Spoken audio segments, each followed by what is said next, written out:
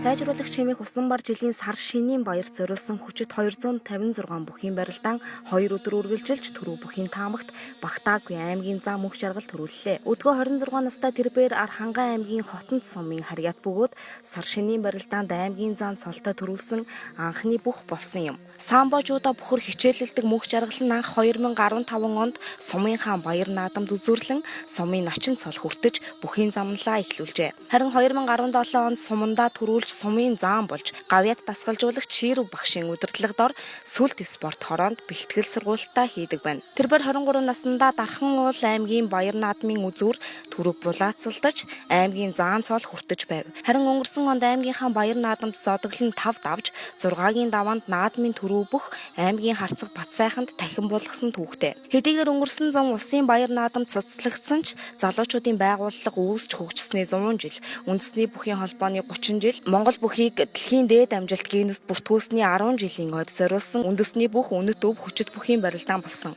Энэхүү барилдаанд мөнх жаргал 5 давж хамгийн залуу начинд өгдөг хурдан удмын дагаар шагнуулж байв.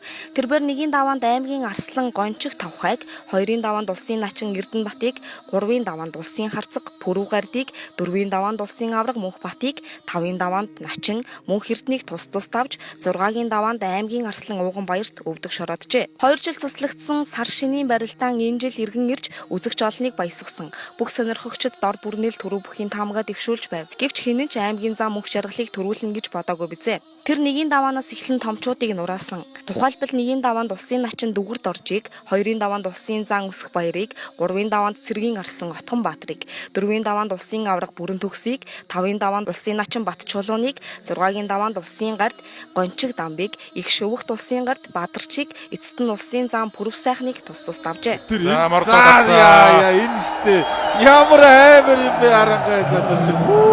За одоо нөгөө хатан дэндэршлийн хоёр хөл гайхамшиг тогтоолоод аймгийн заан дээр түүхийн гэрч боллоо бүх монголоороо. За Пүрэв сайхан зааныг нааж уураад урагш нь өдөрцөн те. Гайхалтай. Үнэхээр гайхалтай.